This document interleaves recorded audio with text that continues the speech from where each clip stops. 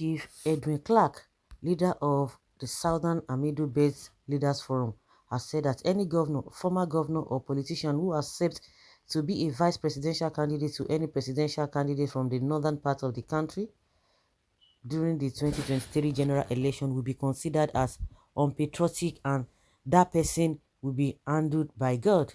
Clark, who is also the leader of the Pan Niger Delta Forum, said that Nigerians want to look at Governor El-Rufai's report on restructuring, pointing out that it is time for President Muhammadu Buhari to summon a town hall meeting where all Nigerians will be there to discuss El-Rufai's reports.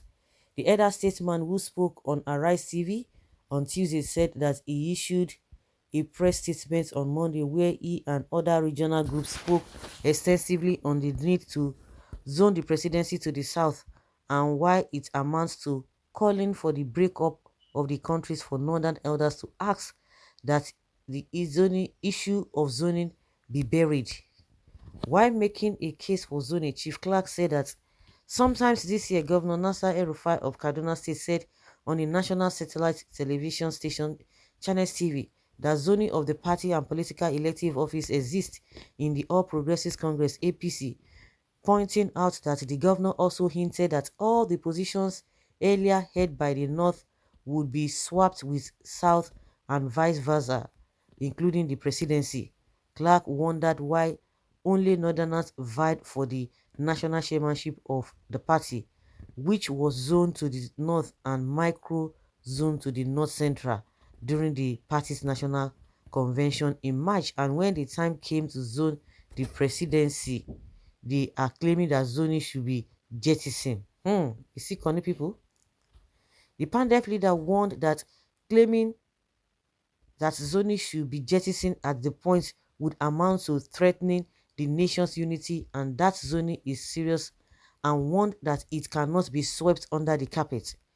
We have made our point known to them that zoning cannot be buried, and if they think that it is a joke, then should better know that it is not, except they want to joke with the unity of the nation, he said. He maintained that they are going to abide by the established principle of rotation and zoning between the north and south. Otherwise, they will go back to what they were as a people before the amalgamation of 1914. Koniman died, Koniman burial. When it comes to zoning the party position, they will remember this. But when it comes to presidency, okay, now I think I heard somewhere when they talked about if the zoning has been, if the chairman of the party has been zoned to the north, why would you now want to say that oh, you don't even know, you have not zoned the this thing, you have not zoned, you have never zoned the presidency, and you don't even know whether it's going to be zoned, and a lot of them are coming out to say, oh, it does not matter. What matters now is a competence. So all these people, when Nnamdi Kanu will be talking about, see, we are just chasing shadows. We know the truth. All of them who are stylishly saying that one Nigeria, one Nigeria. Now you are giving condition that if this does not happen, that means the Nigeria will return to 1914 before amalgamation. This is exactly what Nnamdi Kanu has been saying. And these guys are not ready to do the needful. They are not ready to do the needful. And you know that the country we are supposed to be, everybody ought to be on its own as far as a region is concerned. Let everybody be on its own. But it's a lie.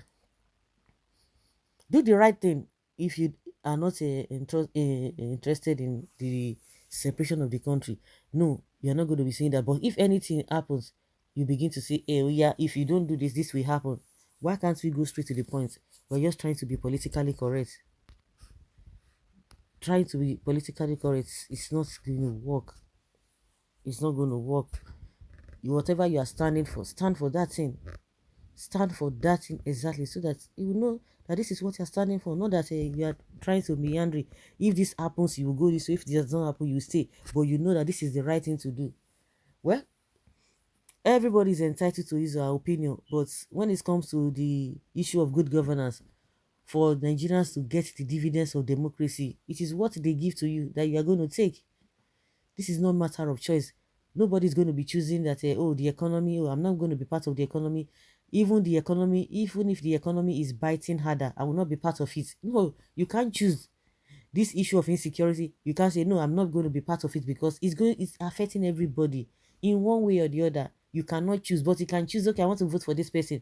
But whosoever that the majority of the people vote for, whatever that comes out of it, everybody will share it, whether you supported or you did not support.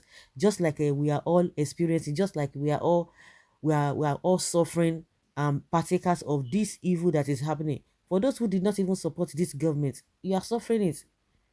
And that's why a lot of people take it to heart that at the end of the day, if people do not take the right decisions, it will affect everybody, which we are all experiencing right now. So nobody has choice to say, no, I'm not going to be part of the economic woes and economic hardship and insecurity woes. No, you are not going to. You can't exonerate yourself from it in as much you are in this country. But when it comes to let us choose who is going to lead us, who is going to bring us to where we ought to be, you begin to hear everybody's entitled. But when the aftermath of that, everybody's entitled. Nobody will be entitled. Everybody will be partakers of it. So that is just the way I see it. So every now and then, threatening fire and brimstone that oh, if you don't do this, you better stand for what you stand for. And that is why a lot of people are still believing, even if Nnamdi Kanu today, if people don't believe what he's saying, or people who have believed in him or try to be discouraged, the truth is always there. Because for these people, this Ohaneze, Pandev and the rest, every now and then they're always coming out to say, if you don't do this, that means we are going to be separated. Is that not, is there anything different, or is there any difference with Nnamdi Kanu, what Nnamdi Kanu has been saying?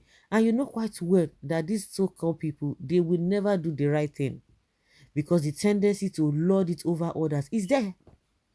It's there for them. They won't do the needful.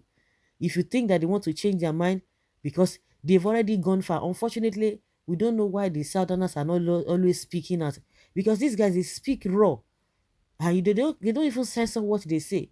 But when it comes to you speaking, even when you're trying to even speak the truth, at times they'll begin to tell you, oh, you're not supposed to say this, and they will be using this issue, this blackmailing and propaganda. You want to divide this country with your statements, but what they are doing in the recent is already divided. It's already divided the country. So who is fooling who? Who is fooling who? So guys, let us hear your opinion and have your take on this. Thank you.